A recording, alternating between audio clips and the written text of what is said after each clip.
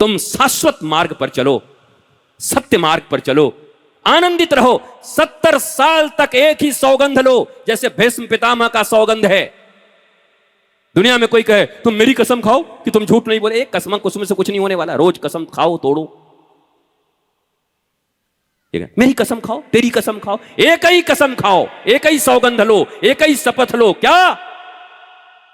चाहे जैसी परिस्थिति हो, अनुकूल हो, प्रतिकूल हो, पर मेरे चेहरे पर श्री कृष्ण की तरह मुस्कुराहट रहेगी। मैं आनंदित रहूंगा, मुस्कुराता रहूंगा, सबका सामना करूंगा। ये सौगंध लो ना, ये शपथ। यही सौगंध लेके मैं बैठा। इस शरीर ने कैंसर झेले, इस शरीर ने न जाने कितने रोग झेले, इस शरीर को अपने जीवन में इतनी तकलीफें, इतने कष्ट, पर कभी गिव अप नहीं किया। मौज में रहते, आनंदित रहते, खुश रहते। समस्या आई, तपस्या बनाया, आ जाओ, आ जाओ, वेलकम वेलकम। तू कहां जाएगा मेरे बिना? यहीं पे आ जा। समस्याओं से क्यों डरते हो? कभी कभी व्हाट्सएप के यूनिवर्सिटी में देखता हूं, और व्हाट्सएप यूनिवर्सिटी में चलता है, पढ़ते भी नहीं, लोग फॉरवर्ड कर देते हैं। वो लिखते हैं ईश्वर बड़ा है कि समस्या बड़ा है, चिंता मत करो। और खुद ही चिंता में मरा जा रहा है और अपने परिवार को भेज रहा है। और खुद डिप्रेशन की रोज गोली खा रहा है, जिसमें 70% अफीम मिला हुआ होता है। डिप्रेशन की कोई गोली नहीं होती। मेडिकल साइंस के बारे में अगर जानते हो तो वो भी मैं जानता हूं, वो भी पढ़ा हुआ हूं। डिप्रेशन की कोई गोली नहीं, औषध का कोई इलाज नहीं बना अभी तक। एक ही इलाज है, कोई संत मिले, सदगुरु मिले, तुम्हारे भीतर शरीर से ऊपर उठकर इंद्रियों, मन, बुद्धि, इतने तक खतरा है। केवल बुद्धि तक हो तब तक खतरा है, शरीर तक, इंद्रिय तक, मन तक, बुद्धि तक, ये बहुत खतरा है। यहां से दुख नहीं मिटेंगे, ये 4 स्टेज तक। अब आगे बढ़ना होगा। शरीर, मन, इंद्रिय, बुद्धि, चित्त, चित्त तक आ गए। चित्त शक्ति, चेतना। और उस चित्त में, चित्त की चाकी में अगर ठीक ठीक बीज पड़ने लगा, वो बीज कौन सा? गुरुवाणी, गुरु वचनों को रखना। अरे कल ही तो गाया था, गुरु वचनों को रखना संभाल के, एक एक वचन में गहरा राज है, जिसने जानी है महिमा गुरु की, उसका डूबा कभी ना जहाज है। वो महिमा, वो तुम मुझे प्रणाम करने आओ ना आओ, कभी दर्शन हो न हो, पर जब बोलूं तो सुध बुध बिसरा के जैसे गोपी भागी कृष्ण की बंसी। कृष्ण की बंसी क्या है? कृष्ण प्राणों से जो बोल रहे हैं, प्राणों से बंसी बजती है। प्राणों से बंसी बजाया तो गोपी सब भूल गई। वो दूध कल पटक के गई थी, एक ने बच्चे को छोड़ दिया, एक तो उजला काल आधे आंख में लगाई और बाकी मुंह में पोत के काजल भाग गई। बंसी ने कहा तू ऐसे क्यों की? भगवान के पास जा रही, कुछ तो सुंदर बन के जा। तो गोपी ने कहा निगोड़ी बंसी तुम्हें पता नहीं है, भगवान कभी रूप रंग नहीं देखते, भगवान भाव देखते हैं। उनको पता है उनकी गोपी उनके लिए दौड़ के जा रही है। ये मुंह काला थोड़ी देखेंगे हमारा कि काला है कि गोरा है। फेयर एंड लवली थोड़ी देखते Thakur ji. Fair and lovely लगा के जाएंगे तो ठाकुर जी हमको देखेंगे। और बाद में एक गोपियों को अभिमान हो गया था, हैं हम सुंदर हैं इसलिए हमारा हाथ पकड़ के नाच रहे हैं। ठाकुर जी ने कहा अभी बता रहे हैं तुमको कितनी सुंदर हो तुम। तो अंतरहित हो गए, ध्यान चले गए ठाकुर जी। अब फिर सब हे ठाकुर जी पाके भी हम आपको खो दिए। अरे बोला इतनी मुश्किल से तो तुम आई, कात्यायनी का व्रत की। श्री कृष्ण की इतनी बड़ी लीला है भागवत में, जन्म से लेकर के पूतना का वध, उसके बाद बैलगाड़ी वाले का वध, सक्तासुर का वध। ये सब कोई साधारण राक्षस नहीं है, ये हमारे भीतर में सब वृत्तियां हैं। पूतना कौन है? कपट है। पूतना कौन है? अविद्या है। हमारी जो अज्ञानता है वही पूतना है। हमारे जो कपट हैं वही पूतना है। सक्तासुर कौन है? सकट में बैठे हुए, बोला दही दूध ऊपर रखा था और यशोदा जी ने ले जाकर के गाड़ी के नीचे कृष्ण का पालना लटका दिया। भगवान बोले वाह, रसेश्वर नीचे और रस ऊपर। रसो वैशः, सारे रस मुझसे निकलते हैं, हमको तो नीचे लटका दिया और दही दूध ऊपर रख दिया। ये यशोदा तू मैया बनने के योग्य नहीं है, अभी तुझे बताता हूं। और फिर सक्टासुर का वध किया। ऐसे जितने भी असुरों का वध किया ना, उसके वैदांतिक सार को समझो। ये भागवत कोई ऐसी चीज नहीं है औने पौने दाम में लेकर के और बाजे ताजे और घूंघट लेकर के बैठ गए और 3 घंटे में बता दिया और तुम भी डांडिया नाच के चले गए और कह दिया कि मैं भागवत का कथा सुन के आ रहा हूं। भागवत का भाव ही नहीं आया तुम्हें। किसी शुद्ध वैदांतिक निष्ठा संपन्न गुरु चरणों में जिसकी पूर्ण समर्पण रही हो, जो निष्णात हो शास्त्रों का, ऐसे सद्गुरु ऐसे संत कभी मिले जिनका कोई चाह नहीं हो। चाह गई चिंता गई मनुआ भई बेपरवाह, जिनको कछु नहीं चाहिए वही साहन के साह। जब ऐसा कोई शहंशाह मिल जाए, जब ऐसा कोई महाराज मिल जाए, तब भागवत की घूंटी घुटेगी, तब रामायण घुटेगा, तब बादाम का बढ़िया शरबत बनेगा, तब पियोगे, तब हजम होगा, तब पौष्टिकता मिलेगी। ये ऐसे नहीं मिलेंगे। आए गए चले गए, आरती में गए, वहां गए, वहां सिंदूर लगाए, वहां डोरा बांधी आए, वहां चढ़ी आए। हमारे यहां वृंदावन में लोग आते हैं, एक दिन का समय कम वक्त, लोग वक्त बहुत कम है उनके पास, वो दौड़ते दौड़ते मर जाते हैं। यहां मुंडी मारा, वहां मुंडी मारा, वहां मुंडी मारा, वहां मुंडी मारा, वहां भागा, वहां खरीदा। जाते जाते पूछता हूं कैसा रहा? थक गए महाराज जी। तो काहे को वृंदावन आया था? वृंदावन में लोग एनर्जी प्राप्त करने आते, अयोध्या में है, वहां से ऊर्जा प्राप्त करके जाते। तो थकने आया था? धम्म से बैठे, कमर मेरी मर गए प्रणाम करते करते। वैसे भी क्या जरूरी? वृंदावन जाओ, अयोध्या जाओ, काशी जाओ, तो एक बार में एक ही जगह बैठो। बोला इस बार तो सिर्फ बांके बिहारी का दर्शन होगा और जम के रस पीऊंगा। और ऐसा लगता है कि कबड्डी खेल रहे हैं। कबड्डी कबड्डी कबड्डी कबड्डी कबड्डी कबड्डी कबड्डी कबड्डी कबड्डी कबड्डी का सब छू के आ जाएंगे। कहीं से कुछ मिल जाए, कुछ नहीं मिलेगा, कुछ भी नहीं मिलेगा। मिलेगा तभी अगर छूने से ही मिल जाता तो अर्जुन को भगवान कहते कि ले मोर पंख, इसी से युद्ध जीत जाएगा। दिया? माखन दे देते, ले ये माखन खा और युद्ध जीत जा। माउंटेन ड्यू पी करके लोग पहाड़ से इधर से उधर चले जाते हैं, तो माखन खा के महाभारत भी नहीं जीतेगा।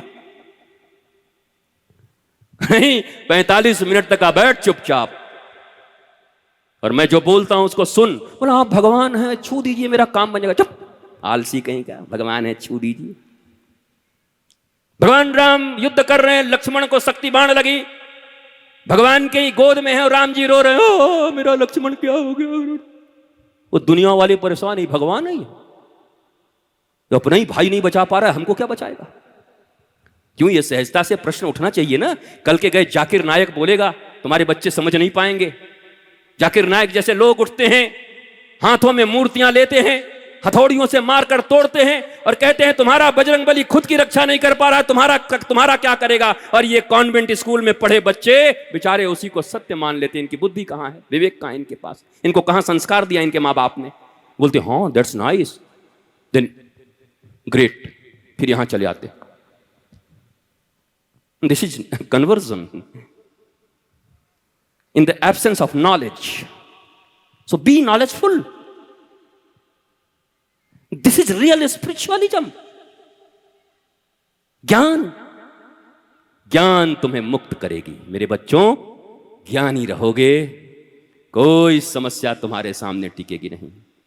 और ये डोरा डोरी भागते उगते डरते रह जाओगे जिंदगी भर। भूत चढ़ जाता लोगों को, कितनों को भूत चढ़ गया। भूत वही जो भूत में जीते हैं, और भूत काहे का है? अरे भैया भूत होता होगा, बड़ी अच्छी बात है, पर जरा सोचो, नामदेव जी को भी एक बार मिला प्रेत, गए थे रात्रि में, वो बड़ा लंबा खड़ा हो गया और नामदेव जी ने कहा अच्छा अरे मेरे लंबकनाथ, एक बार दो बार बड़ा लंबकनाथ, अबे मैं प्रेत हूं। और नामदेव जी ने कहा कि जगत के कण कण में हर जगह तुम व्याप्त हो, तो क्या प्रेत में तुम नहीं हो? और उसी समय वो प्रेत विट्ठल बन गया। अरे यार नामदेव तू यहां भी मुझे पहचान गया? बोला ठाकुर जी हर जगह तो आप ही हो। कुत्ते से आपको प्रकट कर दिया, प्रेत से आपको प्रकट कर दिया। तुम्हारी दृष्टि क्या देखना चाहती है? भूत देखना चाहते हो तो भूत ही प्रेत तुमको मिलेंगे, चुड़ैल मिलेंगे। और तुम्हारी जिंदगी में हर जगह जित देखूं तित श्याममयी है। गोपियों की तरह। जित देखूं तित श्याममयी है, जहां देखो तहां श्याम है, तो तुमको चतुर्दिक वही दिखाई पड़ेंगे। पर यह संस्कार तुम्हें कौन देगा? जब भारत की शिक्षा नीति पूरी तरीके से डिमोलिस्ट कर दी जाएगी, एकदम खत्म, और वो शिक्षा सनातन संस्कृति के गुरुकुलम की आएगी, वहां से संस्कार पनपेंगे और फिर भारत विश्व गुरु बनने का सपना देखेगा। अभी तो भली सोशल मीडिया पर बन जाए, बनने वाला नहीं है। पढ़ रहे हो कॉन्वेंट में, बनोगे विश्व गुरु। अपना डिप्रेशन हैंडल नहीं हो रहा हो, विश्व गुरु बनोगे। 4 परिवार तुमसे संभल नहीं रहे हैं, तुम रो के मर रहे हो, अब विश्व गुरु कैसे बनोगे? ज्ञान बनाएगा तुम्हें, और वो ज्ञान तुम्हें गुरुकुलम देगा, सनातन संस्कृति की शिक्षा। और मैं बड़ा आह्लादित हूं इस बात को कहते हुए कि तुम्हें बहुत चंद दिनों में, कुछ महीनों के भीतर, दुनिया का सबसे बड़ा सनातन विश्वविद्यालय, जहां प्राचीन संस्कृति की पढ़ाई होगी, 16 संस्कारों की, और कंप्यूटर साइंस से लेकर के और एआई तक की पढ़ाई होगी, वैसा सनातन विश्वविद्यालय बनाने जा रहा हूं, जहां सारी दुनिया के लोग पढ़ने आएंगे। ये बड़ी देश के लिए खुशखबरी है। और जो राष्ट्रवादी लोग हैं, सनातनी लोग हैं, शीर्ष से ऊपर से नीचे बैठे सभी सहयोग कर रहे हैं। ये बहुत जल्द बन के तैयार हो जाएगा। ये कर्म है। अगर कुछ चेंज करना है तो ये हो सकता है। इन स्कूलों में पढ़कर कोई बच्चे कभी भी किसी के नहीं हो सकते। वो खुद के नहीं हैं तो किसके होंगे बेचारे? कल ही कहा था मैंने, the beginning of real spiritualism is who am I, why I am here, what I am doing.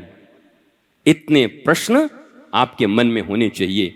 मैं कौन हूं, कहां आया हूं, किस लिए आया हूं और क्या कर रहा हूं? रोज प्रश्न करो अपने आप से, तुम्हारे दुख दूर होते जाएंगे, तुम्हारे जीवन से डिप्रेशन दूर होता जाएगा। मेरे प्यारे बच्चों, आज मैं सोच के आया था कि 5 मिनट बोलूंगा, पर हमारे साथ यही तकलीफ है। न बोलूं तो महीनों तक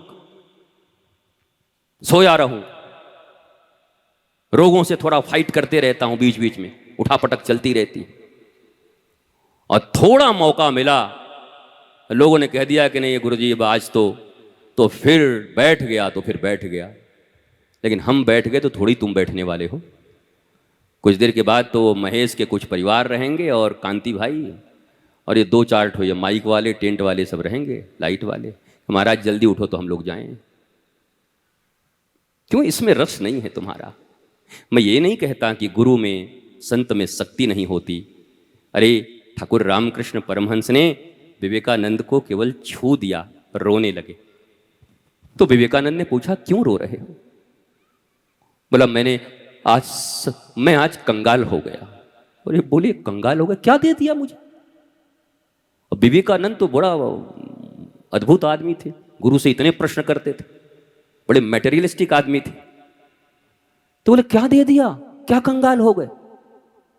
अब मन ही मन बोले कंगाल तो आप पहले ही से थे, क्या था आपके पास? कौन से आप बिलियनियर्स और मिलियनियर्स थे? तो कहा कि मेरे पास जो कुछ था मैंने तुझे दे दिया। विवेकानंद लिखते हैं, मुझे उस दिन विश्वास नहीं हुआ कि कोई छू के भी ऐसे दे सकता है क्या। पर जब शिकागो में खड़े होकर के और मैं बोलने लगा, तो न मेरी इंग्लिश इतनी अच्छी थी, न मेरे भाव ऐसे थे। ऐसा लगा कि जैसे किसी ने टेप रिकॉर्डर के बटन दबा दिए हों। बोलने वाला विवेकानंद नहीं, बोलने वाला मेरा सदगुरु रामकृष्ण परमहंस था जो बोल रहा। उस दिन विवेकानंद रोए और उन्होंने कहा कि हां, सदगुरु के भीतर यह शक्ति होती है कि वो छू करके भी अपनी सारी शक्तियों को अपने शिष्य के भीतर इम्पार्ट कर सकते हैं, उसके भीतर अपनी सारी शक्ति दे सकते हैं। है ये शक्ति गुरु के पास, है ये शक्ति संत के पास, इसमें कोई दो मत नहीं। लेकिन वो सदा कृष्ण की तरह गीता के मार्ग पर चलते हैं और कहते हैं युद्ध तुझे करना होगा, समझना तुझे होगा। ये चमत्कार के चक्कर में सबसे बड़ा चमत्कार यही है कि अर्जुन को गीता समझ में आ गई। पर जरा देखना, अंतिम बात कह के उठ रहा हूं। अर्जुन से कहा, भगवान ने सारा रूप दिखा दिया, ये कर दे वो कर दे। अरे अर्जुन ने कहा हमसे यार ये सब कुछ नहीं होता है, सब क्या भाषण दे रहे हो, कुछ समझ नहीं आ रहा।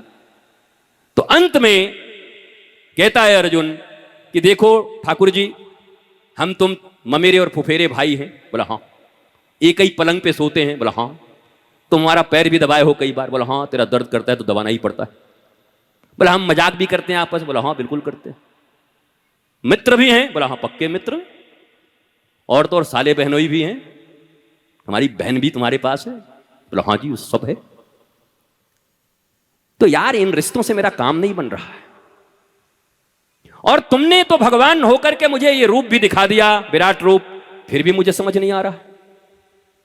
भाई पहले थे, मित्र पहले थे, इतने रिश्ते तुम्हारे साथ, और अब तुम विराट रूप भी दिखा दिया भगवान का, फिर भी काम नहीं बन रहा, मुझे कुछ समझ नहीं आ रहा। तो भगवान ने पूछा बोल क्या करूं कि तुझे समझ में आए? तो जो विद्वान हैं, पढ़े लिखे हैं, बैठे हैं, वो जरूर समझेंगे। अर्जुन कहता है शिष्यस्ते हम साधिमाम त्वाम प्रपन्नम, हे कृष्ण अब मुझे एक ही तरीके से समझ में आ सकता है। बोला कैसे? कहा मैं भी हनुमान चालीसा पढ़ा हूं। बोला तू पढ़ा है? क्या लिखा है हनुमान चालीसा में? बोला श्री गुरु चरण सरोज रज निजमन मुकुर सुधार, नाम हनुमान चालीसा है, प्रारंभ गुरु चालीसा से होता है, और बीच में क्या लिखा है? जय जय जय हनुमान गुसाई, कृपा करहु मम्मी की नाई, पापा की नाई, बेस्ट फ्रेंड की नाई, फूफा की नाई, मौसी की नाई, मंत्री जी की नाई, डीएम साहब की नाई, अंबानी की नाई। जय जय जय हनुमान गुसाई, और कृपा करहूं गुरुदेव की नाई। हनुमान जी का भक्त हनुमान जी से कहता है मेरे ऊपर कृपा करो। हनुमान जी पूछते हैं मम्मी की तरह करूं? बोला नहीं। पापा की तरह करूं? नहीं। फूफा फूफी दोस्त पोस्त? बोला नहीं। बोला राम जी की तरह करूं? बोला नहीं चलेगा। हनुमान जी बोले एक गदा मारूंगा। बोला राम जी की तरह भी कृपा नहीं चलेगी? तो कैसी कृपा चाहता है?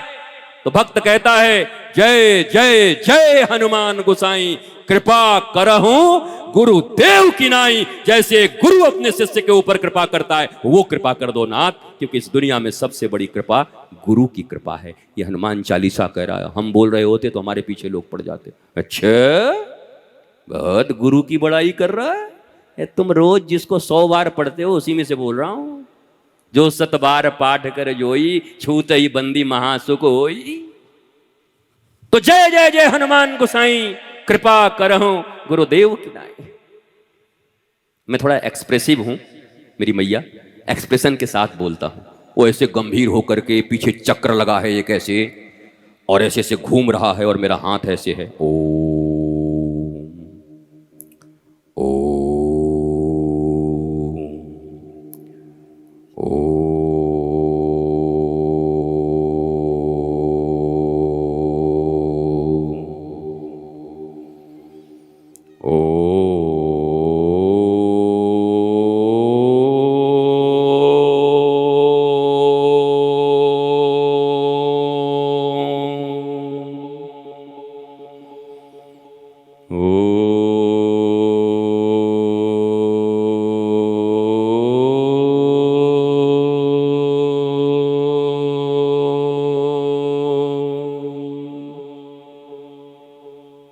ये पोस्चर भी हो सकता है, तब तुम्हें शायद अच्छा लगेगा। हाँ आज हमको बड़ा गुरुजी किरण मिला उनके हाथों से। पर मैं जरा एक्सप्रेसिव हूँ, एक्सप्रेशन के साथ बोलता हूँ, ताकि ये जो बॉलीवुड हॉलीवुड में जो बैठे हैं उनको ये गुमान न हो जाए कि एक्टिंग वही कर सकते हैं। एक्टिंग बाएं हाथ का खेल है हम लोगों का। इस दुनिया में एक्टिंग ही करने आए, सब कुछ हो सकता है, और एक्सप्रेसिव ही बनो। कुछ लोग तो ऐसे हैं कि मैं 2 दिन से प्रयास कर रहा हूं कि उनके चेहरे पे हंसी आ जाए, लेकिन उनका जो 3.5 फीट का चेहरा है वो बना हुआ है।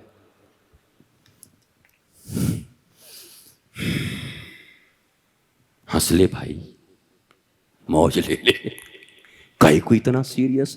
Nothing is serious here. Don't be serious, always be sincere.